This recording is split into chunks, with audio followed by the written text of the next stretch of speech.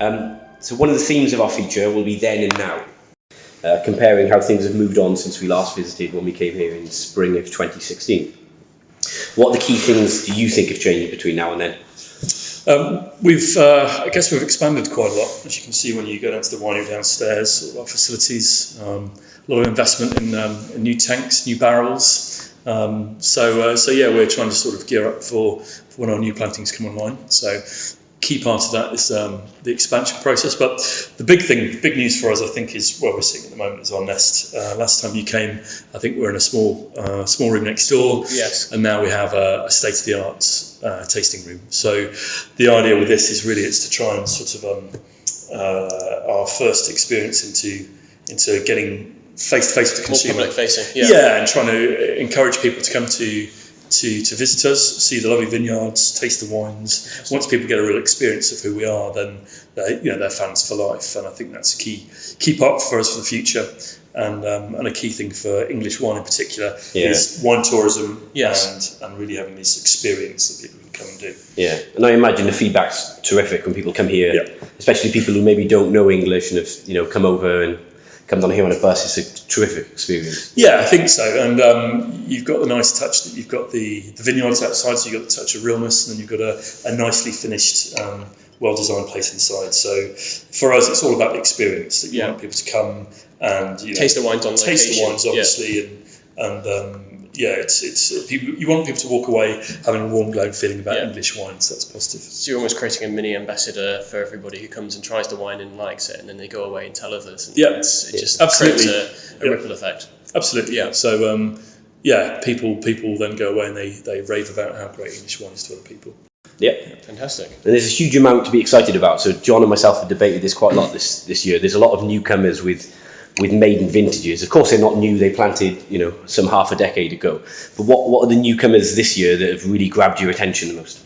I think, on my doorstep, the people who are really impressive is first, the Simpsons. They've been a couple of vintages in now, but they've released their first sparkling wine now. That's really interesting for us. Great wine, half an hour away. And they also guys from Tassinger, I think we saw each other at their launch event, but they're actually they produced their first crop, which was unexpected this year. So I think to find stuff on your doorstep, Garden of England, everything else is really interesting for us. It's important if you're going to have a place like this to place people to visit, that you want to have a route. So if they're coming to see us, they can go and see other people within the same day, so they can go somewhere nice for lunch, stay in a nice hotel. That's quite important for us. So what are the key sort of benefits of this collective approach with the Wine Garden of England? What sort of benefits does that bring you as an individual producer, but then also as a region, as a group? I mean, our collective's all about tourism. What we're really trying to do is to draw people into Kent. Yes. There's a huge amount to do in Kent other than vineyards as well. We have all these attractions and amazing restaurants, amazing places to stay. So it's just about trying to generate footfall and make it a place to visit. So that's the key emphasis. We're not trying to sort of create new rules for the system. We want it's a tourism, united tourism approach. Exactly.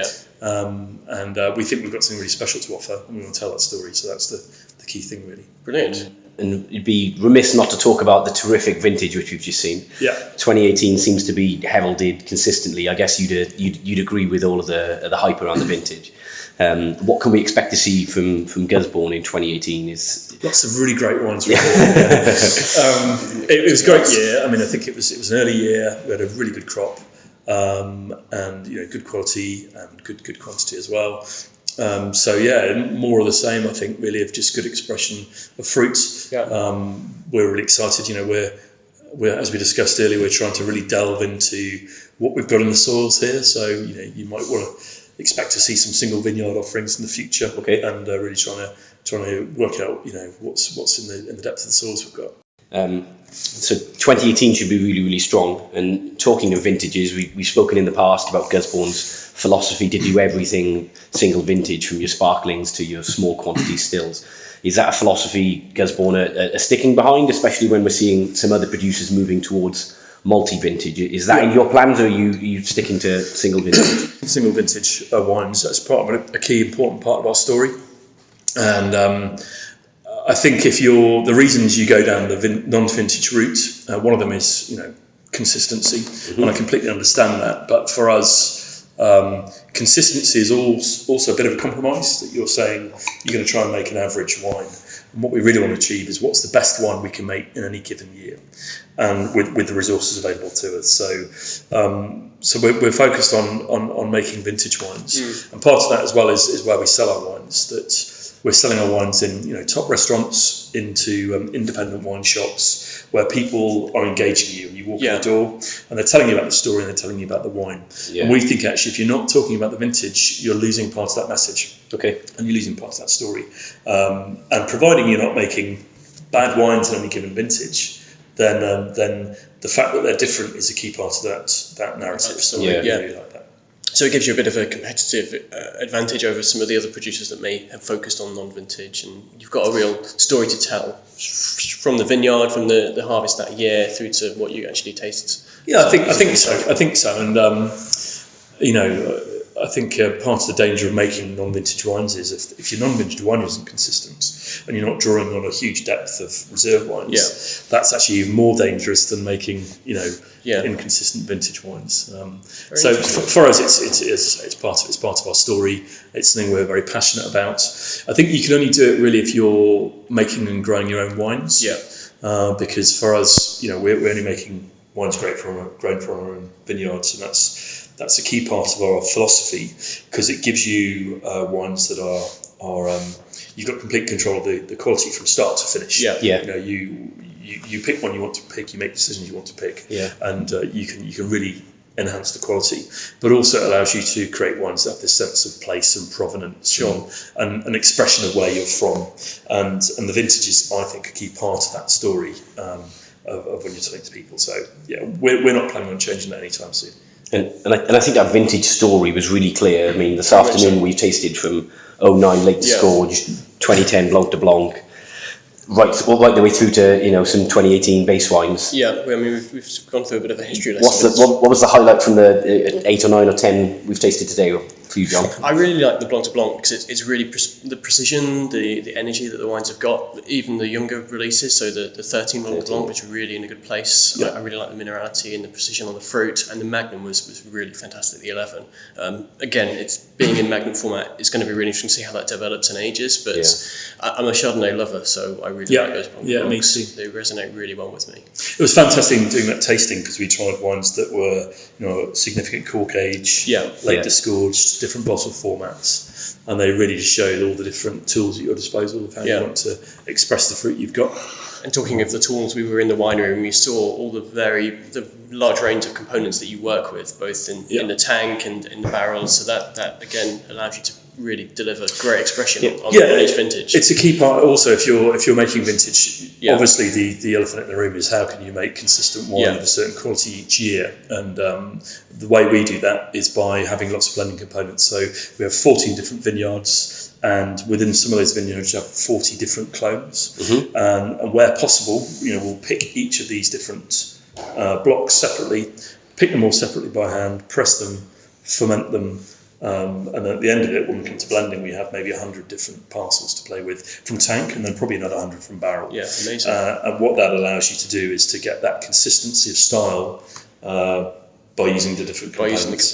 They say it's kind of like if you're painting and you mix all the colours together, you get brown. But if you're trying to pick from lots of different areas, you can really sort of pick those high tones and low notes. And you go from the fun of doing those 100 component sparkling blends to a different kind of fun, I guess, of doing this still Pinot. So we're drinking the 2016 Pinot, which is great. What can you tell us about this, and how your approach is totally different, I suppose, to making a sparkling wine? I mean, the first thing I should say is John Pollard, who's my sort of the vineyard manager I've worked with for a number of years now, who grows all the grapes outside.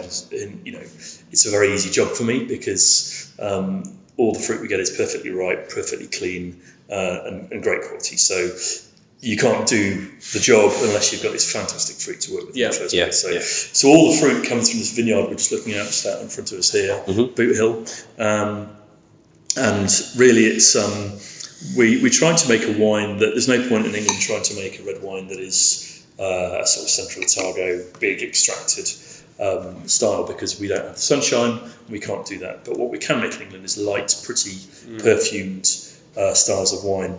And I think, when you get it right with Pinot, it's just that magical wine where you get that peacock tail of feathers and all the different sort of characters you can pick out. Yeah. It's a very small part of our production. Yeah. We're very much focused on being sparkling wine. That's our 95% of what we do. But we're very proud of the still wines we make as well. So small volumes, and we'll probably keep it that way.